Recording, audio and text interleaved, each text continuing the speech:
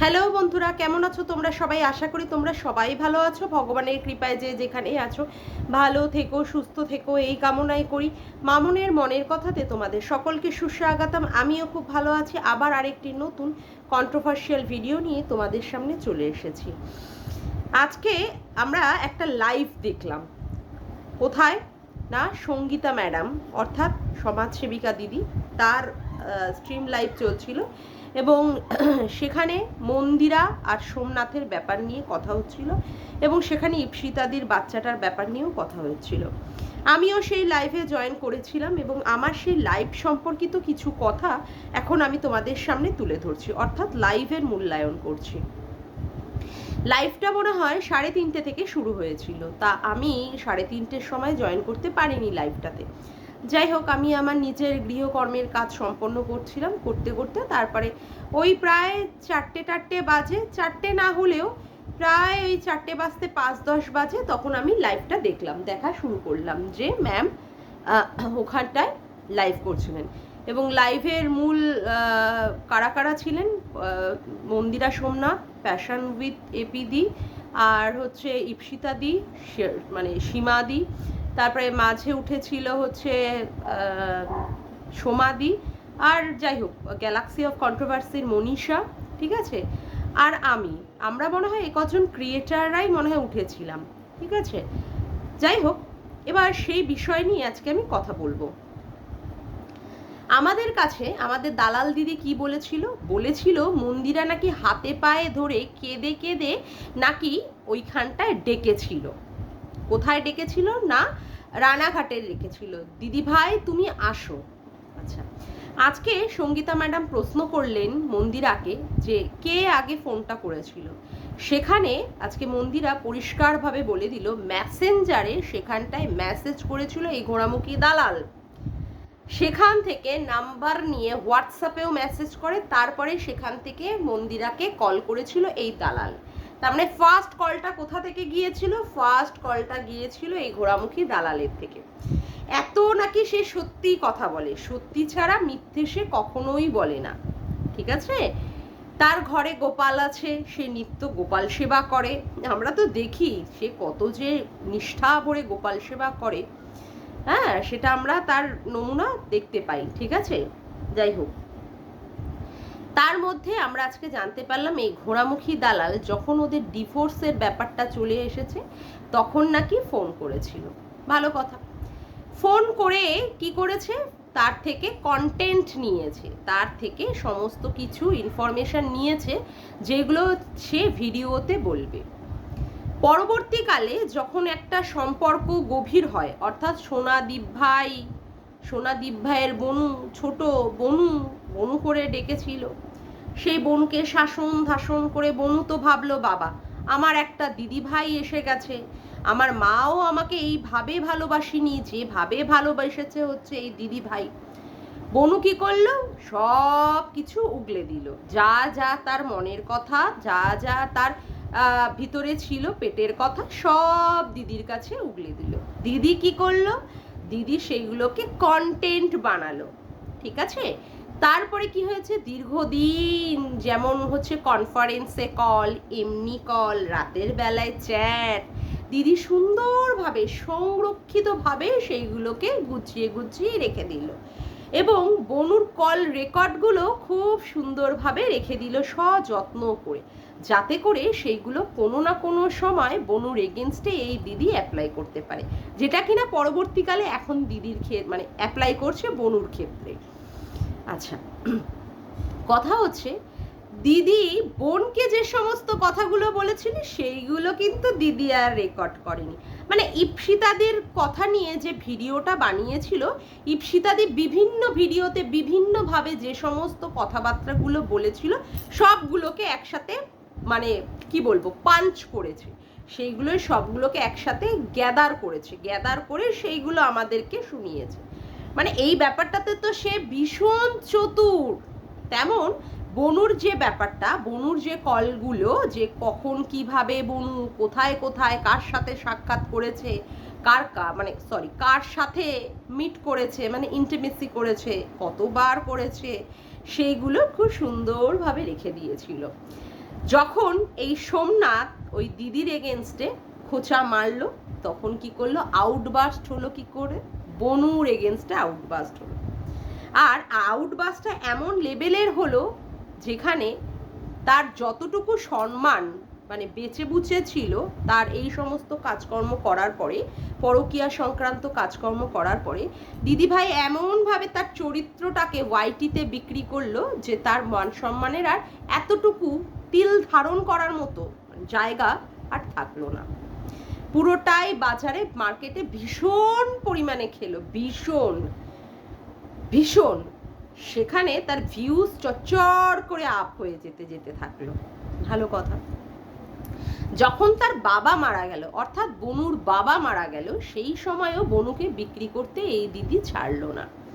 তারপরেও কি, যে পরকীয়ার পুরুষটির সাথে সম্পর্ক হয়েছিল এই ছোট্ট বনুটির, তার সাথে যখন ছাড়াছাড়ি হয়ে গেল, তারপরেও সেই পুরুষ প্রেমিকটাকে যত না ছোট বনুটির মনে পড়ে, দিদির মনে পড়ে তার থেকে 100% বেশি।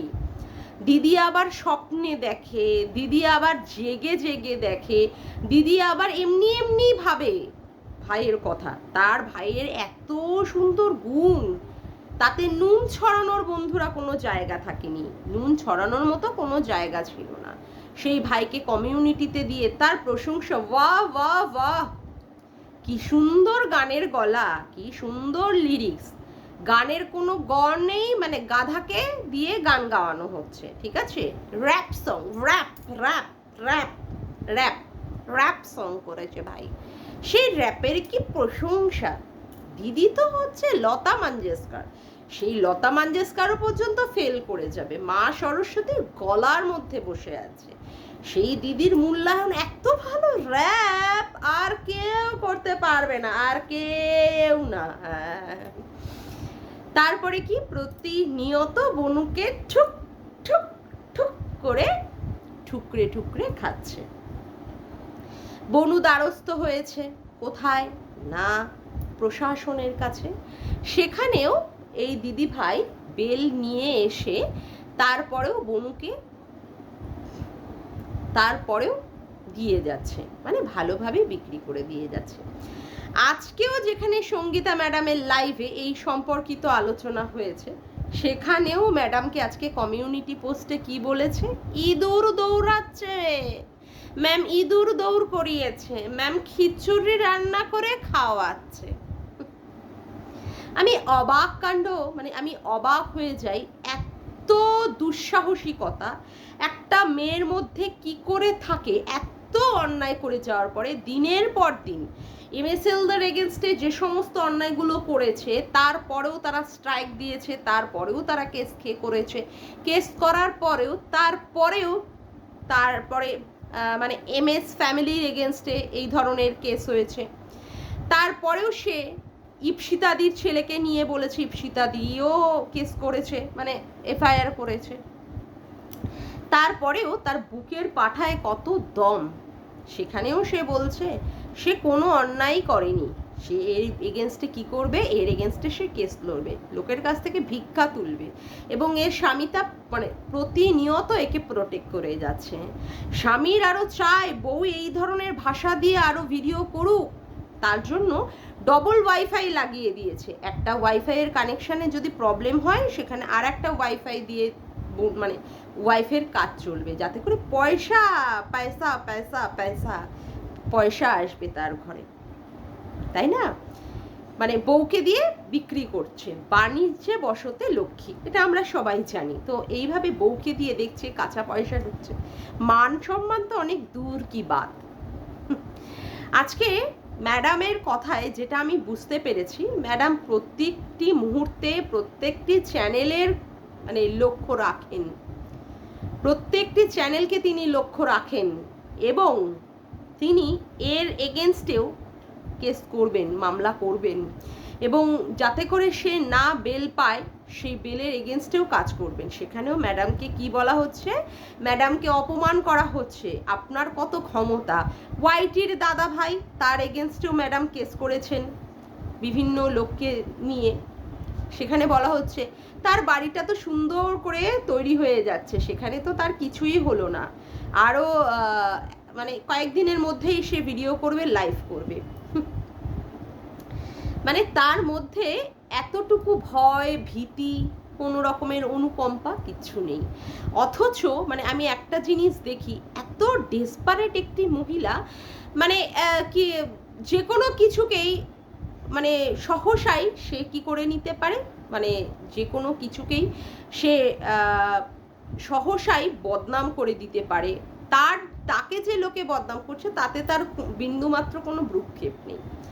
সে বলে বটে যে সে কাউকে পাত্তা দেয় না, এই এলি তেলি, মানে আমাদেরকেই বলেছে, আমাকেই মিন করে ইঙ্গিত করে বলেছে, এবং ম্যামকেও বলেছে, যেহেতু ম্যাম কন্ট্রোভার্সিতে একটা মানে ইউটিউবে একটা চ্যানেল খুলেছে, তা যদি তুই এলি তেলিদের পাত্তা নাই দিস, তাদের লাইফটা তুই দেখিস কিভাবে, এবং তুই সেখানে আবার ভিডিও বা করিস কিভাবে, এটাই তো বুঝতে পারি না।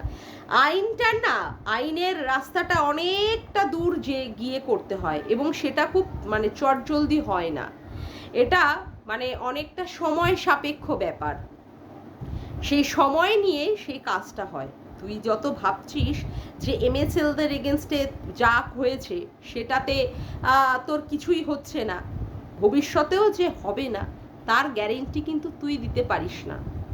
তুই অবশ্য এখন ভেবে নিচ্ছিস কিচ্ছু হবে না, কিন্তু এর যে কতটা সুদূর প্রসারী প্রভাব তোর জীবনে পড়তে পারে তুই সেটা আন্দাজও করতে পারছিস না, আন্দাজও করতে পারছিস না। আজকে তোর এগেনস্টে এইভাবে লাইভ হচ্ছে, স্বয়ং আমাদের সমাজসেবী দিদি লাইভ করছেন, স্ট্রিম লাইভ, এরপরে তো আবার টুগেদারও লাইভ হবে ইপসিতাদির সাথে। কত মান সম্মান আর কত অপমানজনক একটা ব্যাপার।